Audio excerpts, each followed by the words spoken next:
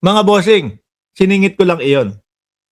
Pumunta na po tayo mga kababayan dito po sa napipinto na paghaharap ni Madriaga versus Barbie ng Davao. Ayan! Sabi ko sa inyo, wala akong den, den, den, den, den, den, den, den, den, den.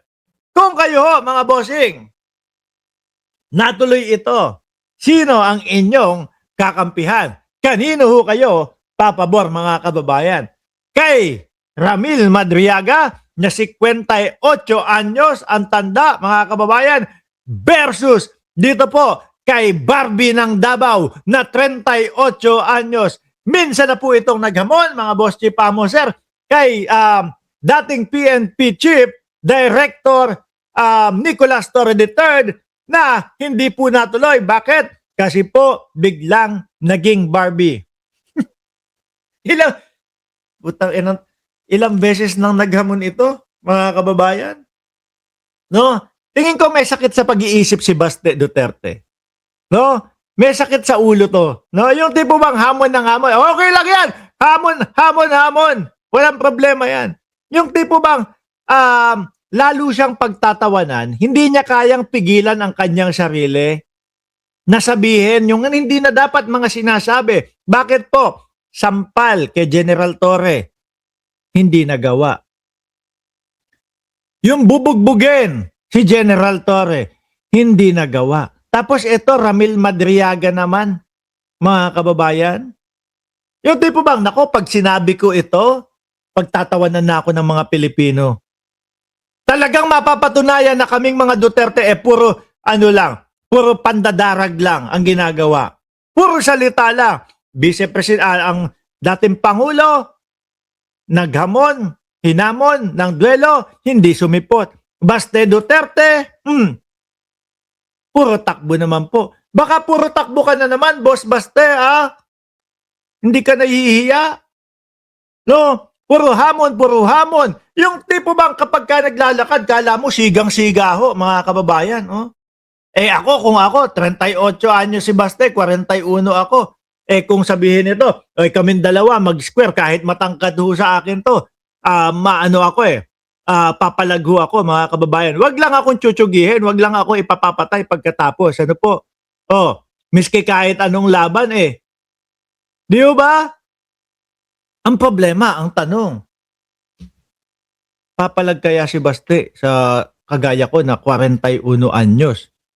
Kasi ang pansin ko, puro yung nasa 50 na po yung trip at gustong-gusto ni Baste na hamunin. Pero syempre, ang dadahilan niyan, yung mga DDS na yan, sino ba si Mark Ramos? Bakit papatulan? Bakit, hindi naman yan kilala? Alam na natin, mga kababayan, yung sasabihin yan. Kaya lang, yung laging ganito, puro paghahamon, puro pagyayabang, wala namang binatbat, nakakahiya na po iyon. Mga bossing. Yan po. Eto, AI lang naman ang gumawa nito, mga kababayan. AI lang ho yan, ano? Pero, si Ramil Madriaga ho, mga boss chief sir, ang sabi kay Baste, pumunta ka rito. Ayan, Ramil Madriaga, tinanggap ang hamong suntukan ni Barbie Boy. Baka sabihin nyo, gumagawa-gawa lang ho ako ng istorya. Ayan ho, tinanggap ang hamon ni Barbie ng Davao, ni Ramil Madriaga. Pumunta ka dito, Ramil Madriaga. Tinanggap ang hamong suntukan ni Mayor Baste Duterte. Putang ina, pahiya ka na naman dito, Boy Barbie. Matapang na tinanggap ng nagpakilalang bagman at aide umano noon ni Vice President. Pero bakit gano'n? Suntukan. Hindi na lang ho sumagot yung kampo nila Barbie doon sa mga ipinaparatang ni Ramil Madriaga. Bakit bad trip sila kay Madriaga? Kasi isinisiwalat lahat. Di ba? Sabi ni Chris Angel, Baste, supot, Batang Binyan Toits. Shoutout sa inyo.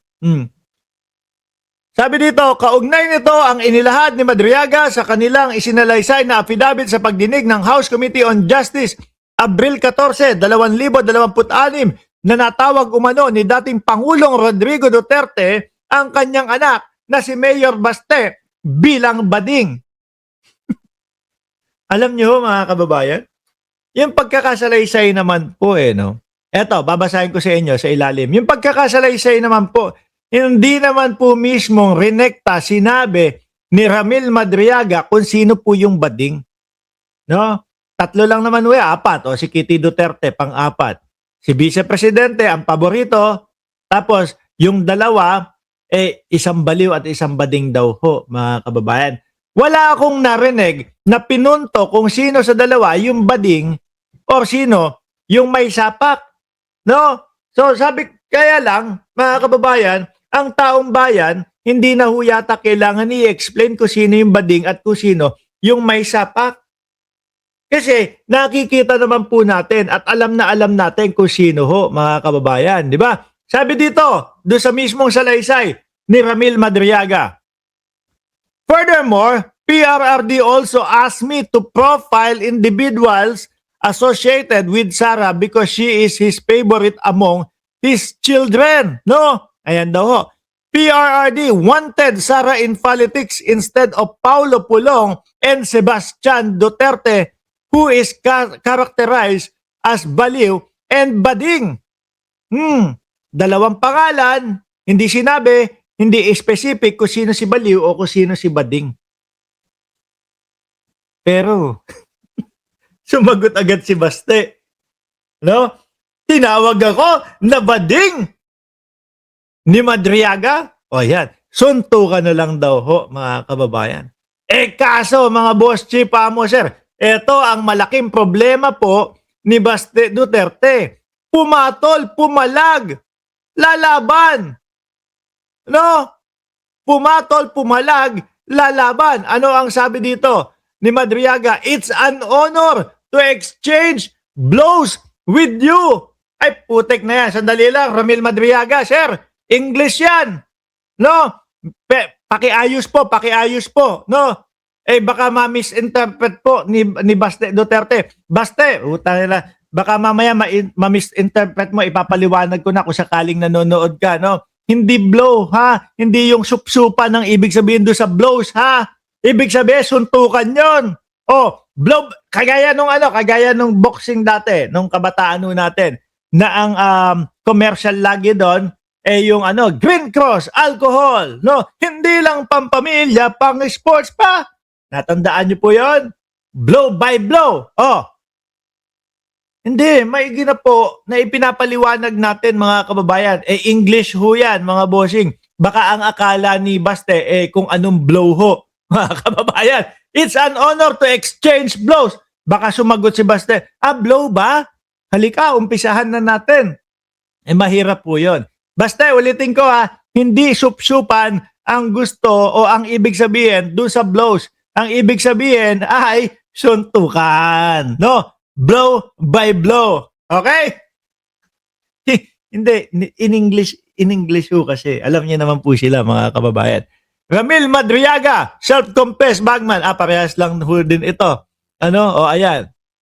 Madriaga said he could only face the younger Duterte if exonerate, but added he would accommodate the mayor if he visits him at Camp Bagong Diwa, while insisting the remark attribute to Baste came from the latter's father. Tingin ko hindi kakayanin yan. No? Tingin ko hindi pupunta yan, mga kababayan.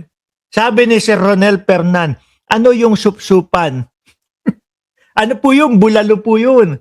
Kung maalala nyo si Bulalord, no? Yung nanggulo doon sa bakery kasi gusto bumili ng bulalo.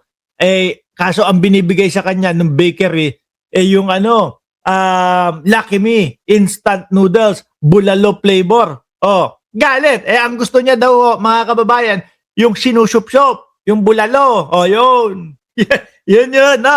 At least na ipaliwanag natin. Ito pa. Anytime, kahit anong oras, kahit saan, just inform me and I will be there. Baste.